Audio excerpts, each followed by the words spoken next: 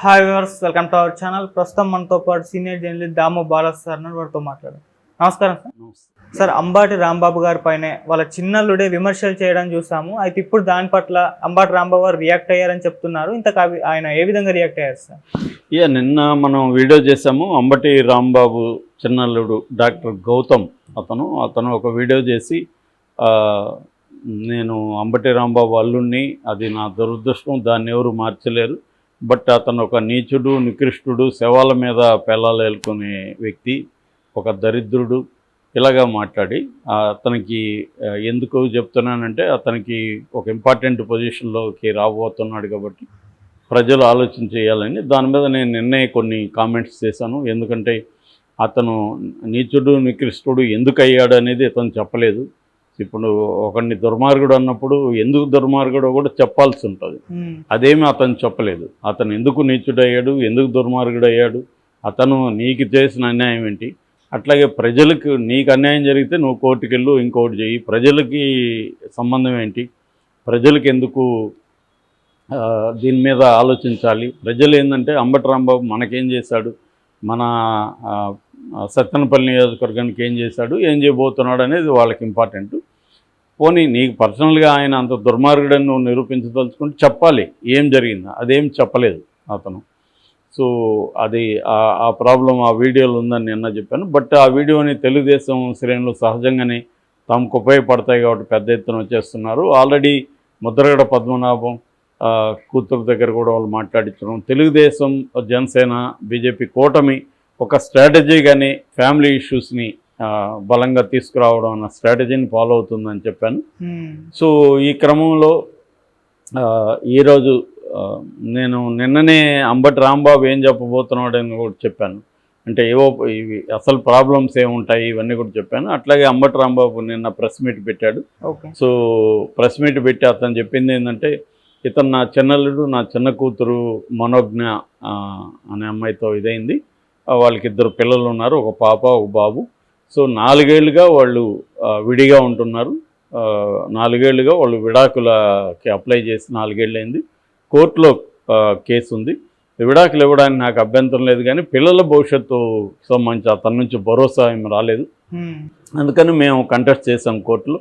ఇది కోర్టులో ఉంది. 2 ఏళ్ళ నుంచి నా కూతురు, నా మనవాళ్ళు అంటే మనవరాలు, మనవడు, ముగ్గురు కూడా నా ఇంట్లోనే ఉన్నారు. నేనే వాళ్ళ పోషణ చూసుకుంటున్నాను, వాళ్ళకి ధైర్యాన్ని ఇస్తున్నాను, ధైర్యంగా నిలబడమని వాళ్ళకి అండగా నిలబడ్డాను.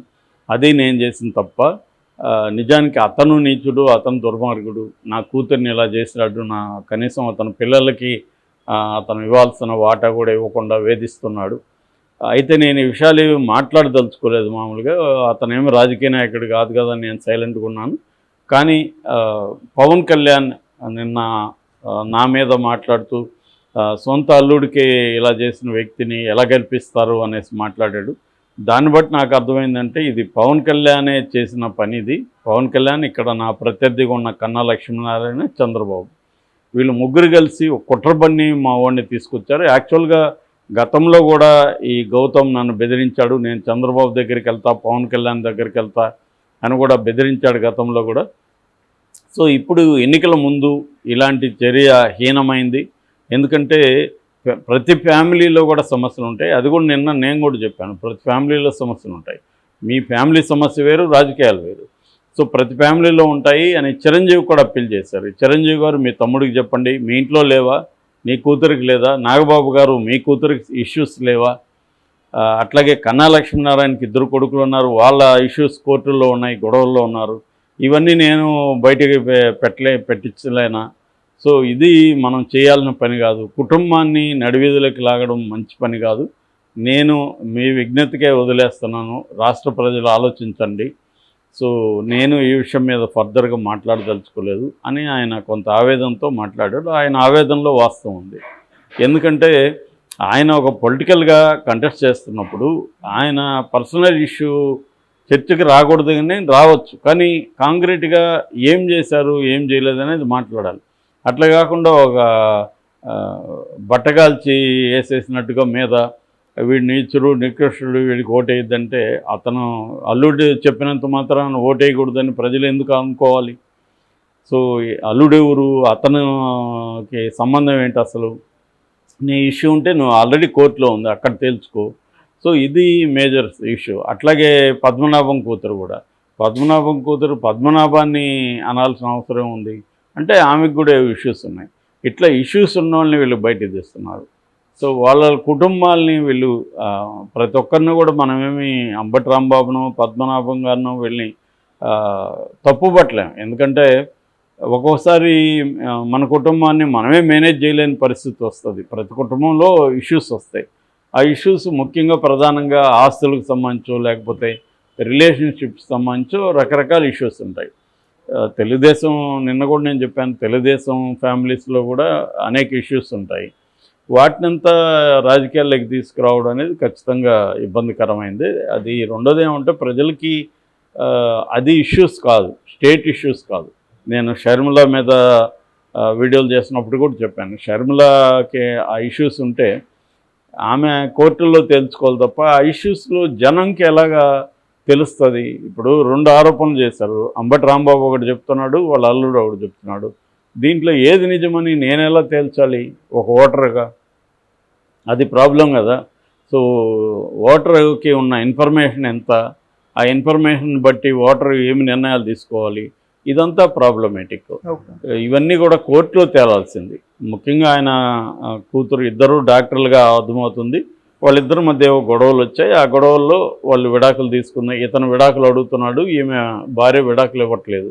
విడాకులు ఇవ్వకపోవడానికి కారణం ఇద్దరు పిల్లలు ఉన్నారు కాబట్టి ఆ పిల్లల పోషణ పెంపకం దానికి సంబంధించి అతని దగ్గర భరోసా లేదు అనేది ఏదో ఉంది. సో కూతుర్ని తండ్రిగా ఇతను సపోర్ట్ చేస్తున్నాడు. కూతుర్ని తండ్రిగా సపోర్ట్ చేయడం కూడా నేరం ఎట్లా అవుతుంది? గౌతమ్ ఒట్టి బూతులు తిట్టేసి ఈయనకి ఓటేయద్దని చెప్పాడు తప్ప అతను ఈ విషయాలు చెప్పలేదు. ఇప్పుడు అంబటి చెప్పడం వల్లే కదా మనకి రెండో వెర్షన్ బయటకు వచ్చింది. అంత నిజాయితీ పరుడైతే ఈ గౌతమ్ అనే వ్యక్తి ముందే చెప్పాలి కదా. ఎందుకు నేను నికృష్టుడు అంటున్నానంటే అతని కూతురు నేను పెళ్లి చేసుకున్నాం, అతని వల్లనే మేము విడిపోవాల్సి వస్తుందనో ఏదో ఒకటి అతనేమనుకుంటున్నాడు ఆ వెర్షన్ చెప్పాలిగా. అసలు ఆ విషయమే చెప్పకుండా అతను సడన్గా వచ్చి మా మామ నీచుడు, నికృష్టుడు, దరిద్రుడు ఇవన్నీ చెప్పి అతనికి మీరు ఓటేయద్దండి అంటే ఎందుకు వినాలి అతని మాట ఎవడైనా? సో ఈ ప్రాబ్లమ్స్ ఉన్నాయి. సో ఈయన ఒక తండ్రిగా ఆవేదన చెందుతున్నట్టుగా ఆయన చెప్పాడు. నాకైతే ఇక్కడ ప్రజల మీద, నా ఓటర్స్ మీద నాకు కాన్ఫిడెన్స్ ఉంది. నేను రాష్ట్ర ప్రజలకు మాత్రమే విజ్ఞప్తి చేస్తున్నానని కూడా అన్నాడు. సో అట్లాగే ఆయన ప్రశ్నించింది కూడా వాస్తవం. ఎందుకంటే చిరంజీవి కుటుంబంలో శ్రీజ సమస్య ఉంది, నాగబాబు కుటుంబంలో నిహారిక సమస్య ఉంది. ప్రతి కుటుంబంలో సమస్యలు ఉంటాయి. ఎందుకంటే ఇవాళ మ్యారేజ్ అనేది వెరీ డిఫికల్ట్ ఇన్స్టిట్యూషన్గా మారిపోయింది. ఒక ఇద్దరు వ్యక్తుల మధ్య కంపాటబిలిటీ అనేది చాలా కష్టమైపోయింది. దానివల్ల ఇష్యూస్ వస్తాయి. అంత మాత్రాన వాళ్ళని మనం జడ్జి చేయకూడదు కదా. వీళ్ళు మంచోళ్ళు చెడ్జోళ్ళు మనం ఎలా జడ్జి చేస్తాం? అంటే నువ్వు విడాకులు మంజూరు చేయకపోతే నేను నీ కెరియర్ని దెబ్బతీస్తాను అనేదే కదా గౌతము. మరి అటువంటి వాడి క్యారెక్టర్ ఏంటి? సో అతని క్యారెక్టర్, అట్లాంటి క్యారెక్టర్ చెప్పిన దాన్ని వీళ్ళు ప్రచారం చేస్తే వీళ్ళకే నెగిటివ్ అవుతుంది యాక్చువల్గా. అంటే తెలుగుదేశం వీళ్ళు ఏందిరా ఇలాంటివి చేస్తున్నారు అన్న ఫీలింగ్ జనంలోకి వస్తుంది. ఎందుకంటే ఇప్పుడు ఏంటంటే ఒక ఇద్దరి వైపులో కూడా, ఇటు కూటమిలో అటు వైసీపీలో కూడా బాగా టెన్షన్స్ అనేవి బాగా పెరిగిపోయినాయి. అంటే గెలుస్తామా లేదా అని ఒక భయాందోళనలు రెండు వైపులా ఉన్నాయి. ఎవరికేమీ కంఫర్టబుల్గా లేరు.